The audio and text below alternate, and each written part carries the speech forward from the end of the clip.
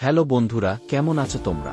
আমরা তো কম বেশি সবাই চিনি এইসব নায়কদের এবং মুভিও দেখেছি অনেক, কিন্তু তোমরা কি জানো এইসব নায়কদের প্রথম ছবি কি ছিল? আর এই বিষয়টা জানতেই আমাদের আজকের এই আয়োজন। তাহলে চলো কথা না বাড়িয়ে শুরু করি। আর আমাদের চ্যানেলটিকে সাবস্ক্রাইব করতে ভুলো না। নম্বর 1, প্রসেনজিৎ চ্যাটার্জির প্রথম সিনেমা হল ছোট্ট জিজ্ঞাসা। এই মুভিটি 1968 সালে প্রকাশিত হয় এবং এই মুভিটিতে নায়ক প্রসেনজিৎ শিশু শিল্পী হিসেবে অভিনয় করেন।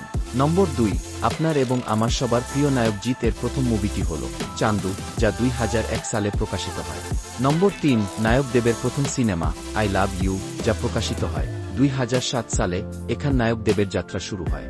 নম্বর 4, নায়ক সোহম ছোট থেকেই অভিনয়ে পারদর্শী এবং ওনার প্রথম সিনেমা সম্পর্কে আমরা সবাই জানি, মুভির নাম ছোট বউ, প্রকাশিত হয় 1987 সালে। নম্বর 5, অঙ্কুশ এর প্রথম মুভি কেল্লাফতে, মুভিটি 2010 সালে রিলিজ হয়। নম্বর 6, নায়ক যিশু সেন গুপ্ত, বর্তমান সময়ে ওনার দারুণ অভিনয়ের মাধ্যমে সবার হৃদয়ে স্থান করে নিয়েছেন, শুধু বাংলা মুভিতেই নয়, হিন্দি ও তামিল ছবিতেও অভিনয় করেছেন।